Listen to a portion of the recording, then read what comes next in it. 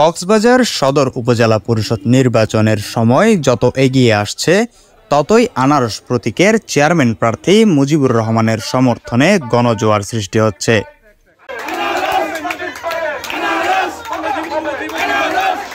নির্বাচনের প্রচার প্রচারণায় সদর উপজেলার যেখানেই যাচ্ছেন মুজিবকে দেখা মাত্র মানুষ ছুটে আসছেন, আশ্বস্ত করছেন ভোট দিয়ে বিজয়ী করবেন। রবিবার মুজিবুর রহমান কক্সবাজার পৌরসভার ৭ ও ৮ নং ওয়ার্ডস্থ ঘোনারপাড়া এবং পাহাড়তলী এলাকায় প্রচারণা চালান।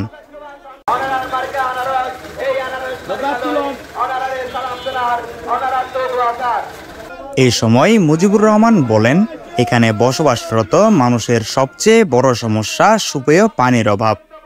চেয়ারম্যান নির্বাচিত হলে এই সমস্যার স্থায়ী সমাধান ও খাস জমিতে বসবাসকারীদের স্থায়ী করার আশ্বাস দেন সাবেক এই মেয়র। আমি পানি শোধনাগার করেছি রাবার ড্যাম চাঁদের পাড়া, সেখানে যদি পানি স্টার্ট হয় আমি ৩৭৭ কোটি টাকার যে পানি শোধনাগার করেছি এটা যদি চালু করা হয় তাহলে এখানে পানির কোনোদিন আর অভাব হবে না, কোনোদিন।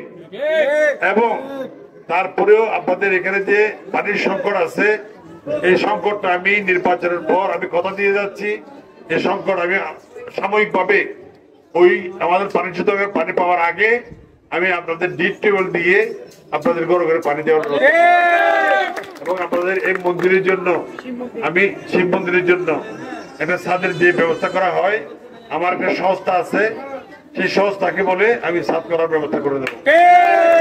পাশাপাশি আপনাদের এই যে অপরিষ্কার শহরকে পরিষ্কার করার জন্য যা যা দরকার আমি তাই করব। আপনারা যদি বিচে যান মনে হচ্ছে আমরা সিঙ্গাপুরে আছি, এখানে এখনো কোনো কাজ করা হয় নাই। আমাকে যদি ৫ বছর সময় দিতেও পৌরসভার মেয়র হিসাবে এতক্ষণ এখানে কাজে লাল হয়ে যেত, কিন্তু আমি নমিনেশন পাই নাই, আমি নির্বাচন করি নাই। নির্বাচন না করে আমি ভুল করছি। আমার প্রতিনিধি দেওয়ার দরকার ছিল যে বিদ্রোহী প্রার্থী নির্বাচন করার, যারা যাদেরকে আজকে নির্বাচিত করেছি তারাই আজকে আমার শত্রু হয়েছে, আমার শত্রু হয়েছে। যে কয়জনকে আমি নির্বাচিত করেছি তারাই আমার বিরুদ্ধে ষড়যন্ত্র করছে। পরে তিনি গোলদিঘির পার, ঘোনারপাড়া, শঙ্করমঠ এলাকা এবং পাহাড়তলীর বউবাজারে পথসভা করেন। মুজিবুর রহমান টানা ১৪ বছর ঝিলংজা ইউনিয়ন চেয়ারম্যান এবং ৫ বছর কক্সবাজার পৌরসভা মেয়র ছিলেন। বর্তমানে তিনি কক্সবাজার জেলা আওয়ামী লীগের সাধারণ সম্পাদকের দায়িত্ব পালন করছেন। News desk, CCN।